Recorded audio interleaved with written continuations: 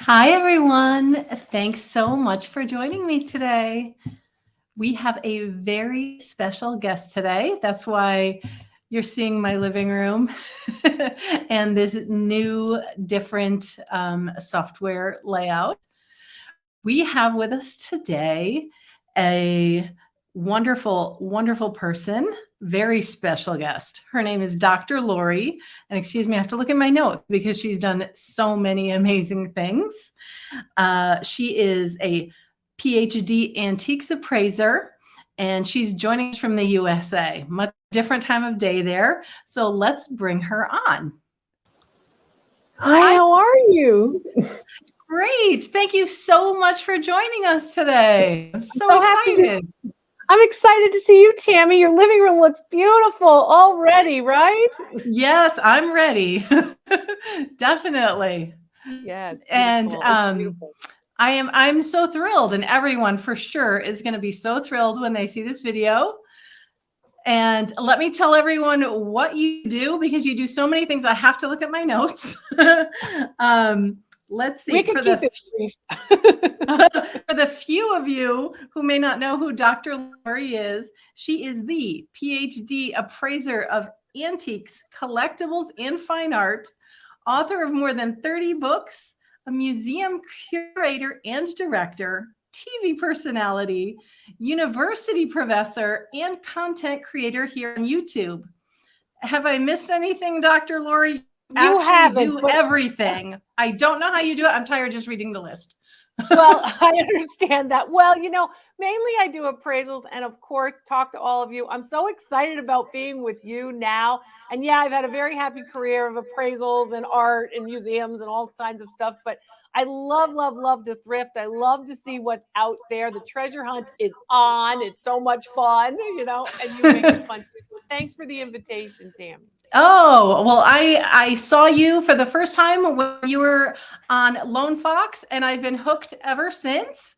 Thank you. For all of you, you have to go to loriv.com or Dr. Lori's YouTube and get the newsletter. You'll thank me later. You just need it. You need all of that knowledge that Dr. Lori has. The information, I have to say, the information and our community at Dr. Lori V on YouTube and drloriv.com is a lot of fun. And of course, we're happy, of course, to be here with you because your channel is a lot of fun too. So much to see. Yeah. And I can't believe we're both from Connecticut. I grew up like 20 minutes from you. I know. Isn't that funny? I know. That's crazy. All the cool kids from Connecticut. That's right. That's right. We are. So now, since I live here in Milan, one of my favorite things to do is to go thrifting, to go to vintage shops and antique markets and antique fairs, and to show everyone, hey, this is where you go. Or where you can go. But the knowledge that I don't have is all of the knowledge that you have, like what to look for. So if I really wanted to get you on to ask you, everyone needs to know, because there is so much here and it can be really overwhelming. What kind of things would you suggest that you can only find here, or that are better to find here, so they can go on your website and research before they come and focus in, so they're not so overwhelmed when they arrive? Yeah, I always tell folks to try to collect what you know, right? So if there's something that you know more about than something else in terms of a category, a lot of medical professionals follow us, right? A lot of nurses, a lot of medical folks, doctors and such. And I always say, if you know more about that particular topic or that particular category of collectibles than someone like me who hasn't ever worked in the medical industry, right? So I always say, collect what you know, and then you'll always be more interested in a particular time period of history, right? There's certain time periods that you think are really fascinating, right? So maybe it's World War II, or maybe it's something that relates directly to a cultural thing. Maybe you just love cooking and food stuff, so you want to see kitchen collectibles, right? I like my quiet time in my house, in my kitchen. So maybe that's something that you know about, I have some folks who are big tea drinkers, right? But in terms of Italian pieces, the ceramics in Italy are just desirable and beautiful. You know, the glass is bar none, right? Of course, in places like Florence and places like Venice and Milan. Milan, of course, will have great pieces of accessories, fashion, right? So great fashion things. You're also going to see lots of jewelry, costume pieces, as well as fine pieces.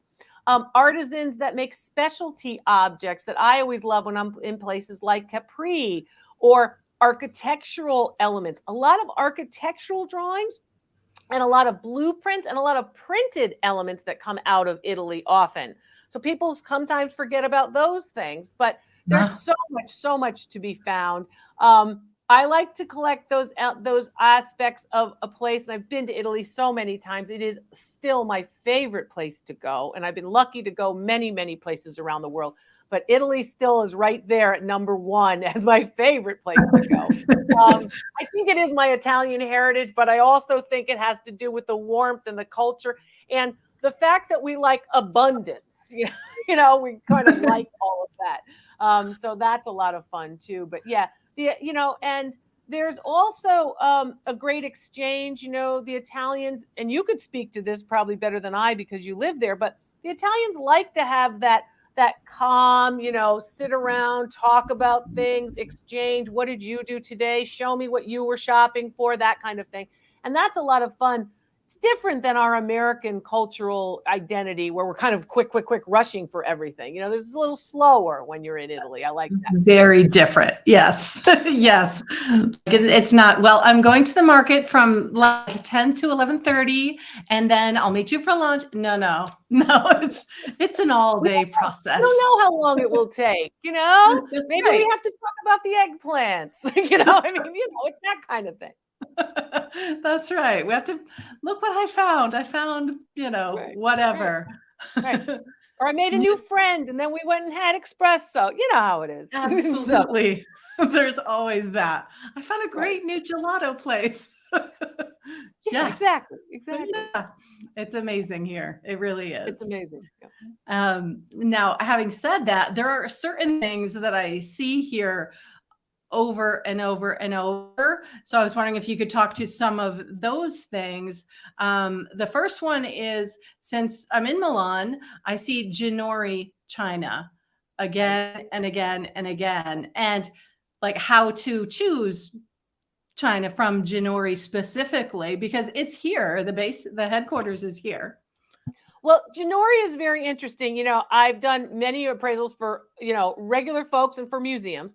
And Ginori has shown up in museum collections before. Oftentimes, Ah, the most popular pieces that we see, anyway, that have been collected over the early part of the 1900s, right, and have mhm. ended up in museum collections are those which have the very colorful profile faces, right, the profile images, the portrait Uh-huh. images of Ginori.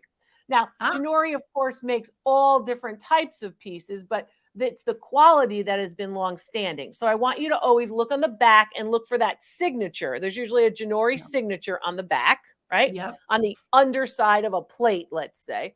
And Yeah. then also you want to look for relatively weighty examples. So they're not that thin porcelain that you think of Ah, with Asian ceramics. You want to look for a little bit of weight, right? When you're okay. looking for a good piece of Ginori. And of course, the hand painted aspect is what we look for too. Quality, I mean, it might be a decoration like a floral decoration that you're attracted to, but typically the collectors are looking for those portrait heads. They kind of look like Oh, the Renaissance portraits of people like any of them of people like the Botticellis and such, but basically ah, usually a profile portrait, uh-huh. and a portrait that actually has a man and a woman, maybe a set of plates. So, but Oh, okay. Ginori brand names always good to, of course, pick up. Do you have specific ones that you like or that you pick up when you see them? I actually, my husband is big into nautical, so Oh, we okay. have bought the clipper set of Yeah, Ginori. So yeah. we have that, so I don't need any more. Oh, you always But need I more. see it a lot. I Yeah. see, Well, you do all of see a the lot. Ginori. And the other thing about it is, you'll also see those things that relate, of course, to that particular place, right? I mean, Yes. obviously, the sea, of course, is very important. You'll also see those scenes, of course, of the shoreline, very important for just Italian culture in general. Fish, very important. Sea Mhm. creatures are oftentimes what you see as well. But those things that relate and look like the Renaissance, and remind us of that Renaissance tradition, the great age of rebirth for Italy and everybody, is Right. really what you're looking for. But Ginori, brand Okay. name, great pieces, hand painted, weighty. You want a little bit of weight. Okay. Yeah. Excellent. Excellent. And another thing that I see a lot are sets of china that just have markings from Bavaria. And I'm like, Yeah. okay, Right.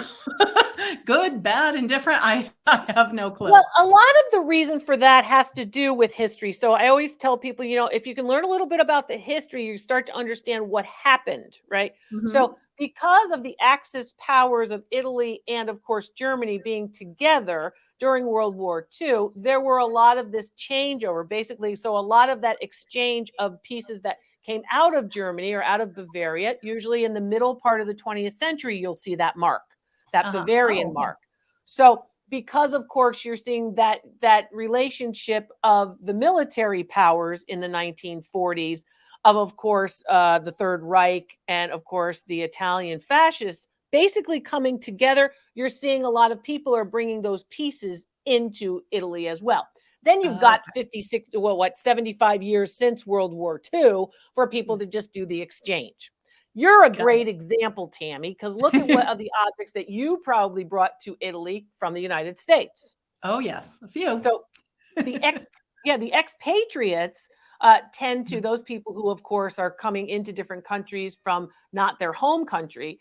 But basically, the expats bring a lot of different objects to, of course, new countries when they move. So that That's is another one of those things. But it's been very common for me to see when I'm in places like Italy, those Bavarian pieces. yeah. Bavarian china and China in general, of that type will usually be that typical dinnerware china that you're looking for. The services for 8, the services for 12, Yeah. the teacups, the saucers. Not really the way we live today, but No, the very soup, select, the covered soup. There's covered a million covered soup bowls. yeah, covered soup tureens and covered casserole dishes and this Yeah. kind of thing. However, while we're not sort of doing that on a daily or weekly basis, the Italians have the big weekly, everybody comes for dinner.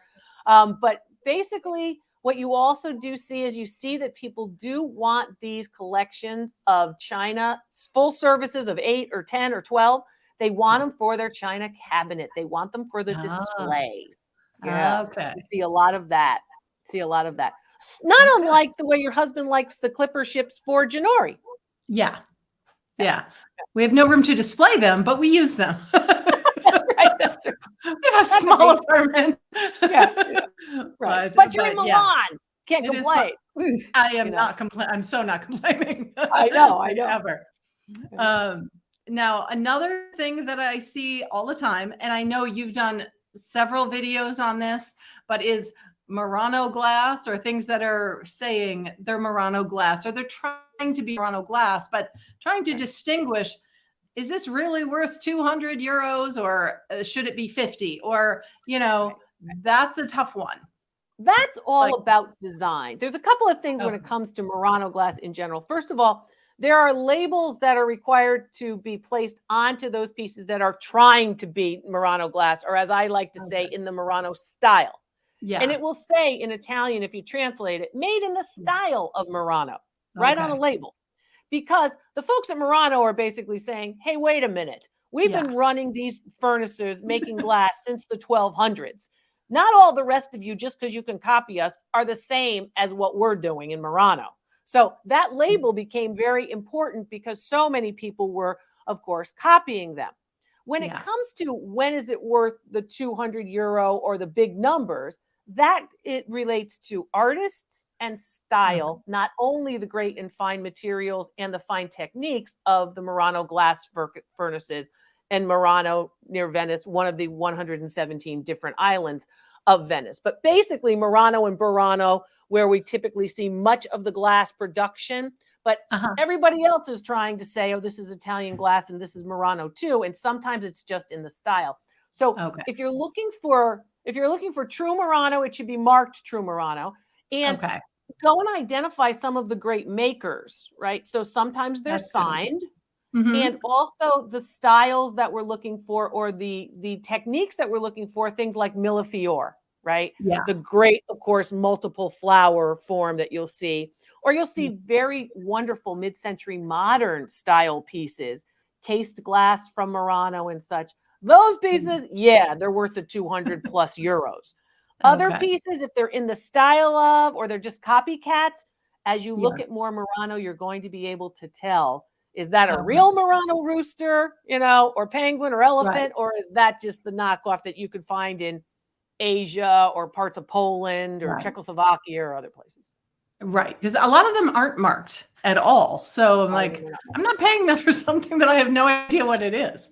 Well, that's exactly true. And as you educate your eyeballs and look at more of them, Yeah. this is why people love the channel, because I'm lucky that in doing the appraisals, so many people have brought on so many different pieces. So if you like Murano, you can learn about it at the channel, and if you like something else, you can learn about it too. But Right. they like it because I show so much stuff, and it's all different, as opposed to just one thing over and over again that you probably learned. Murano's Right. hard. I think it is difficult. There I are a bet. lot of people who make mistakes. I'm human too. I could make a mistake. But basically, what we want to see is looking for the mark is going to be important. Most of the Okay. designers who are the hot shots are signing the pieces, Okay. So I'm seeing a And lot of then expensive fakes, basically. well, I'm sure you have. Possibly. I'm sure Yeah. you've seen a lot of expensive fakes, because where you are also has that of course tourist interest, where people go, oh, I have to get a piece of Murano, and I don't really know if I'm looking at Murano, but I got to get a piece. Yes. Yeah, they really are. Right. So yeah, it's definitely difficult, but in terms of what to find as a bargain here gets to be the issue. It's like, ooh, what's in I'm Italy sure that's that's a the bargain? issue too. Yeah, I bet that's difficult. With glass in general. You have to have a feel for it, and I think that's only achieved by doing it and touching it and Okay. looking at it. And of course, being in the antique markets, being in, of course, the thrift stores, being with the objects helps, of course, a lot. Mhm. In addition, looking and looking and looking and starting to go, wait a minute, there's something wrong. You kind of get that gut Yeah. feeling. A lot of my followers say, I get it as I keep watching. I keep watching and I'm starting Yes. educating the eyeballs. So Yes. yeah, but you're right. You gotta watch out for the fakes. You do. And now, like you say, educating your eyeballs. Now I turn over every painting that I see and I look at the stretcher bars. I'm so glad. I'm so Why is that glad. weird? Yeah, because really, that's a great tip. And I like to share these tips from my museum experience, because, hey, if you're looking at the color of the canvas, it's going to help. And, the Italians, just like everywhere else in the world, millions of works of fine art. There's not much better fine art than what started at the seed of the Renaissance for us. So, I mean, you want to look at the stretcher bars. You want to think about, is it possible that this piece actually could date back 150 or 500 years? And where you are, it's very possible. It's very possible. And the thrift stores are full of paintings. There's too much for me to look at them all, really. Do you have a favorite? Do you have a favorite type? Like, I love seascapes. Like, do you like still lifes or flower paintings or portraits? Or do you have a favorite type of painting? It depends what it is. Really. It depends on if it speaks to me, I like it. Sounds So, like you're open-minded, so that's good. yeah, I try to be. Yeah, But we're that's good. trying not to buy any more art because my husband has inherited some art, and we also collect scarves that we frame, like nice. Hermes scarves. So we Yeah. have no more room on the walls. So I'm like, no more art. And he's like, but look how cheap it is, and it's a ship. I'm like, stop it. Well, that's wonderful, though. We have a lot of ships. Wonderful. I mean, I always say, why stop collecting? Go salon style. And if, for those of you who don't, salon style is what they used to do in the French salons when they were judging all the paintings. They just put a painting right next to each other on the whole wall. They'd fill the whole wall. So, Yeah, get the there. ones opposite the big windows, yeah, they're getting full. Right. but that's Yeah, fun. but my husband is a big collector of Falon. He collects Falon, so he loves that as well. So there are too many things that we collect. Well, Really. this is what it means. This is what I mean about having an open mind, because sometimes, when you're collecting, you start to say, oh, okay, it's getting overwhelming. But, every time you add even a little object to an established collection, you increase the value of the whole collection a little bit. So you're only helping yourself every time you collect an object that fits within that, under that umbrella of your collection, right? That's So true. that's a good thing. And yes, sure, we don't want to overwhelm ourselves, but what you start to do, what a lot of people are starting to learn, because I'm very happy when people say to me, hey, Dr. Lori, I'm learning to be a better collector. And I always think that's great. You sort of get rid of the things that now aren't worthy of your collection. They're not as good as some of the pieces that you now are learning to collect. So the pieces that are of lower quality start to get sort of moved out, which is good too. That's true. Yes. I like that. I like that thinking. Some of these have to go. Some of these have to go. Because you Nice. have better, because you've learned and now you have better objects, and that's a cool thing too. Yeah, absolutely, absolutely. Now, what else was I going to say? Oh, chandeliers. There's so many chandeliers here. Like how to look at and choose an old chandelier. They're all sizes. They're all different. Some are Murano. Some have the little crystal things. Like, if someone wanted to come and find one, like, what should they be looking for? It's funny because when I was invited to talk, of course, on Lone Fox, it was pretty interesting to me, because as he was moving through this new home, and I was evaluating all of these lighting fixtures and chandeliers, he was surprised that, oh, this has this origin and that has that origin, that I was able to do that and explain not only the value, but also the origin. You have to really think about the actual room and how this piece will enhance or detract from what's going on in the room. So it's really sort of an architectural history element. And a lot of people say, well, Dr. Lori's PhD is in art and architectural history, and she has an understanding, of course, of all of these antique objects because they fall under the large umbrella of art objects. So, just because they're 100 years old or they're antiques, that basically means that they would also fall under that purview. But having said that, when it comes to chandeliers, you want to look for elements or chandeliers, lighting fixtures that will not, of course, overwhelm a room, but will basically be that statement piece, right? Okay. So they have to sort of make a statement. And they have to also have certain characteristics that are important to you. So some people like the overwhelming, this is the place where we're going to highlight all the food over our dining room table, right? Kind of chandeliers. Then there are some that you want, that you see that are really interesting in maybe a 1970 brutalist, minimalist kind of industrial style, because it might go with your Italian farmhouse kind of thing. I have a friend who is starting a bed and breakfast on the Amalfi Coast. And she said, I want it to be a little more rustic, than really sort of detailed on, of course, sort of fussy. She said, I really don't want it fussy like a palace. I want it to be more rustic. So you have to think about what your overall scheme is and then go from there. But what I think is wonderful about lighting fixtures is that piece, by virtue of it being a centerpiece, has to be pretty spectacular. So you have to kind of go, if you're not a person who goes like over the edge, like I'm not someone who likes the sort of da-da big, type when it comes to decorating, but you kind of have to go a little bit over and step over that line with chandeliers, because the whole idea of a chandelier is look at how great we are. That's the whole reason for it. Otherwise, you'd put in recessed lights or you'd put a lamp in the corner and you'd light up the place and that would be it. So that's true. And the Italians are great for, more is more, right? Mies van der Rohe said less is more. Well, the Italians figure more is more, because that's how it should be. Yes, and more of them. So I will say that, these sort of the multiple arms are very popular. Good quality materials, because you're in a glass maven. You're in a glass haven. You're in a wonderful glass place. That the crystal is higher quality, the coloration of the glass is better, the prism cuts are usually better. So you really can get some wonderful pieces that are statement pieces in chandeliers if you are hunting, of course, the flea markets and such of course, Italy. The other thing I always tell people to do is look at the buildings and look at the piece. And if they're telling you, oh, this chandelier came out of that 1880 building, look at that chandelier and see whether or not it's, it was once gas versus electric. Ah.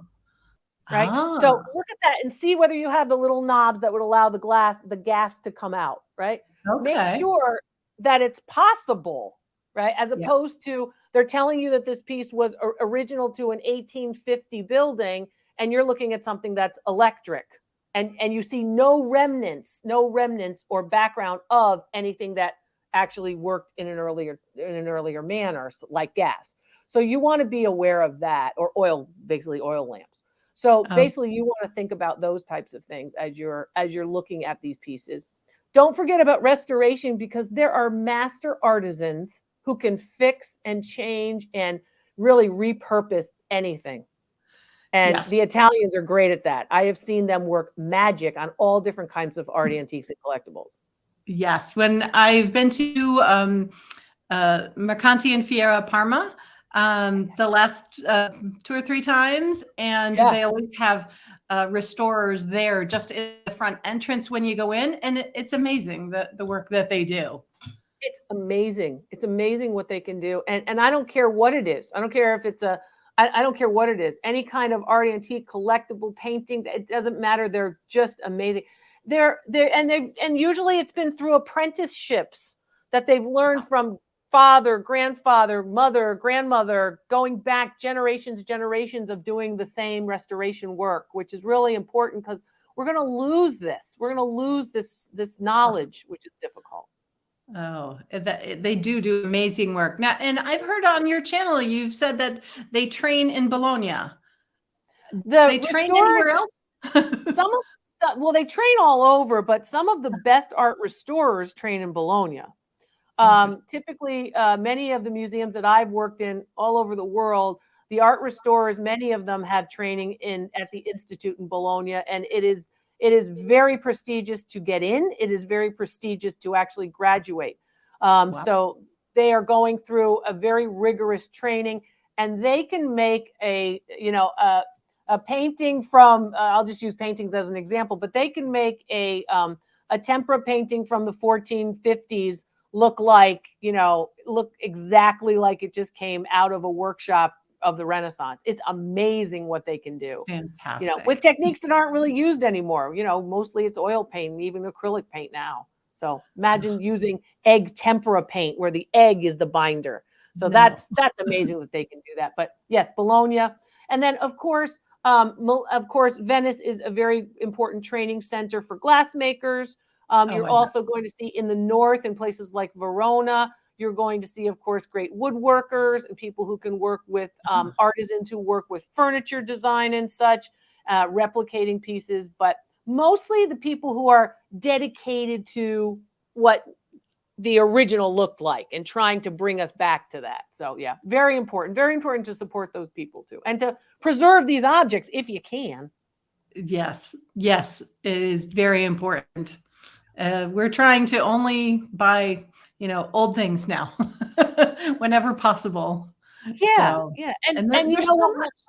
I'm sorry, you go ahead, Tammy. I apologize. No, go ahead. I was just saying there's so much here that you can do that. So yes. So what are you hunting for recently? Recently, well, let's see. What am I hunting for? Well, we have a bathroom renovation coming up.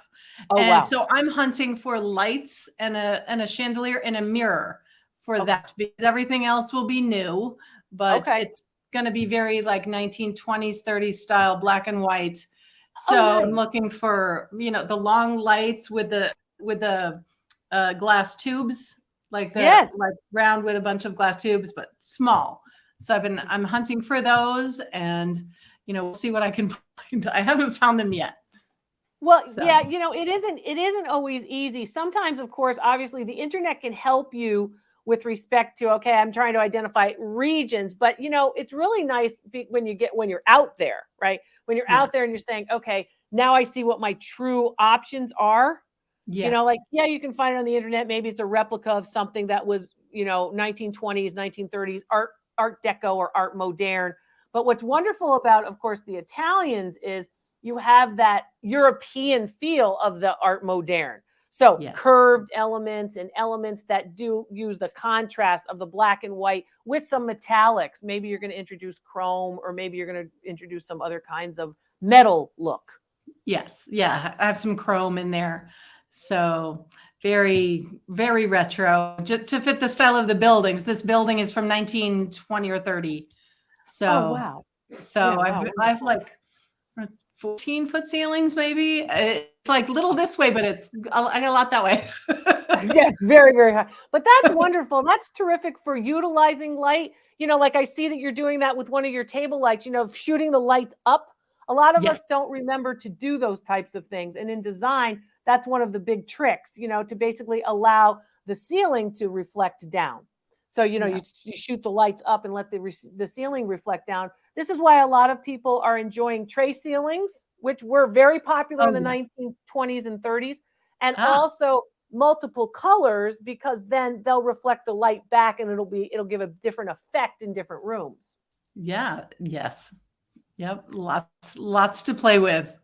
Yeah. And I think for your bathroom, maybe little decorative elements like, of course, tiles that are vintage, maybe even just a few from even going back into the Victorian era might be nice. Late 19th century. I haven't found any. Found any. Okay. No, not at all. Right now, they're all new. They're all going to be the beveled subway tiles, like black up to about here, and then white up to like the top of the doors.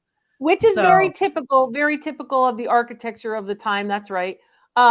Yeah, I mean, maybe even some, but you might have to, see, and that's not the look you're really going for. I was thinking of the tiles that you typically see in places like, of course, parts of Sicily. Usually you'll see those tiles, but those look more like old world tiles, more appropriate for maybe a kitchen backsplash than a bathroom redo. That's true. Hey, I could save them. If I found some, I would save them for a kitchen. Definitely. Right.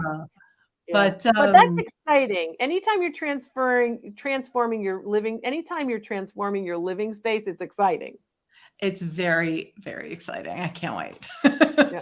Now, another thing that I'm seeing at the markets trending more, I'm seeing more and more needlepoint.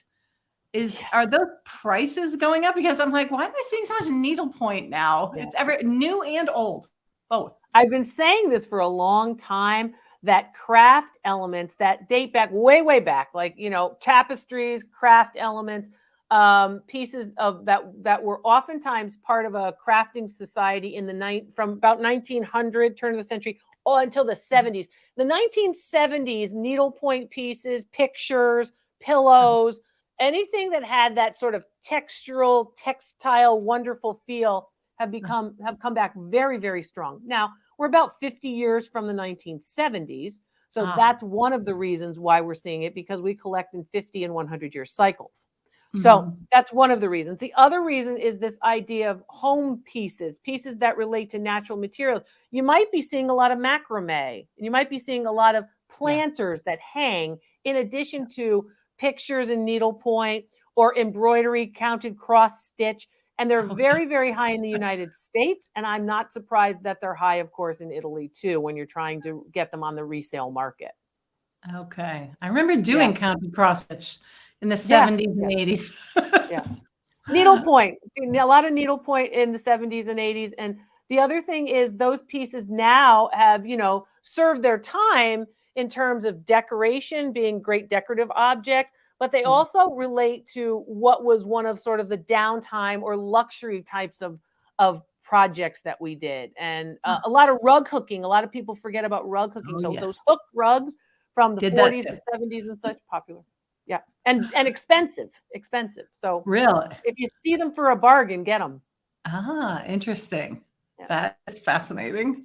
Yeah. Never would have thought of hooked rugs that way. Yes. Hooked rugs. Wow. To hang on the wall. I mean, I always say, make sure that if you're doing that you're careful about putting undue stress on the fibers, but not only for the rug itself, but actually as a visual or graphic piece, And speaking of graphic pieces, the pieces that come out of the 1960s and 70s in terms of printmaking and posters, and the Italians' love of course, fun is what we typically will see very, very hot on the market too. Not to mention their wonderful tradition of films. So you see a lot of film posters from the Italians that are popular and really pricey. Yes, I've seen there are a lot of prints, a lot of posters at all of the thrift shops and markets. There are quite a few. Yeah.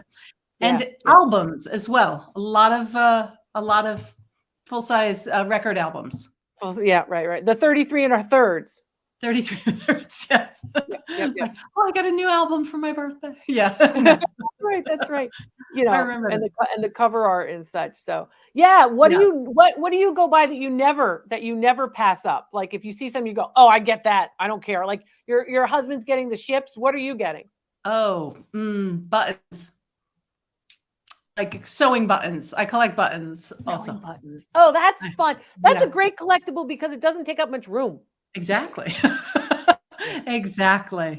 So I found a few great buttons here. Yeah. There's a fantastic shop in Genoa that has amazing buttons too.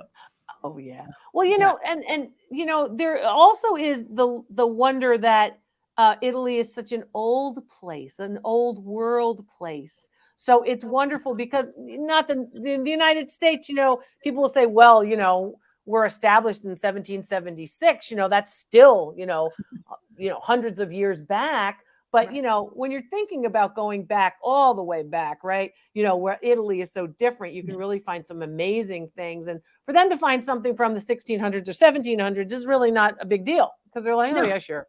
Yeah. So. It's, that dresser's from 1650 or something. Like, what?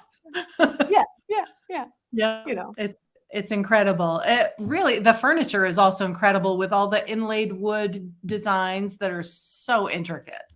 Well, see, there's something because the marquetry, there's an example of why we really need to support these restorers and the DIYers, the restorers, the folks who are doing conservation and preservation, because that marquetry, the way in which to do that, where you're taking, a walnut piece and you're inlaying satin wood and you're inlaying a fruit wood and you're making these intricate decorations, whether it's on a music box or whether it's on a big, 4-drawer chest, whatever it might be.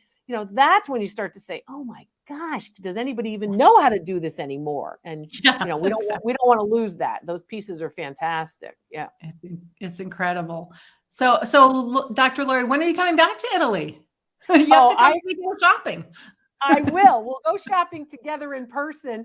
I expect to be back in Italy. I've been invited back for the early part of the summer. Personally, I like to be there in October. I think that's the best time to be in Italy. It is. Yeah. I mean, the summer is nice as long as it's early. If you get there May, June, that's okay. But I like my sweaters, right? So I don't want to be there in July or August. So October is my favorite time. Most of the things aren't open anyway in July and August. Exactly. It's too hot. Everyone's going away. Yeah, that's it. Everyone's going away then. So that's an American month for travel or for vacation. I like Italy in October and May. So there you go. Perfect. Yeah, beautiful. Great. Yeah, thanks for the invitation. I'll enjoy shopping with you. You're welcome. I have one more question for you, inspired by you. Pizza or pasta? Oh. Boy, that's hard. I'll tell you, I do like a nice caprese salad, I have to say. Ooh. I do love cheese. So because I love cheese, I'm going to go pizza. Okay. And I grew up in New Haven, so I'm going to love pizza, right? That's true. That was hard, though. That was I had to actually think about that. Well, thank you again so much for joining me today. And everyone, again, go to drlori.com, drloriv.com, excuse me, and Dr. Lori's YouTube channel. Sign up for all the things. And here on my channel, we have lots of playlists for thrifting, antiquing, vintage shopping by city. So you can find out where to go on my channel and what to look for and how to do it on Dr. Lori's channel. So right. I'll teach you what to look for, with all That's different right. types of objects. And it's so good to be with you, and keep up the hunt. You too. Thank you Yeah, so much. Have a will do. great night. Thanks, Tammy. Bye-bye. Bye-bye.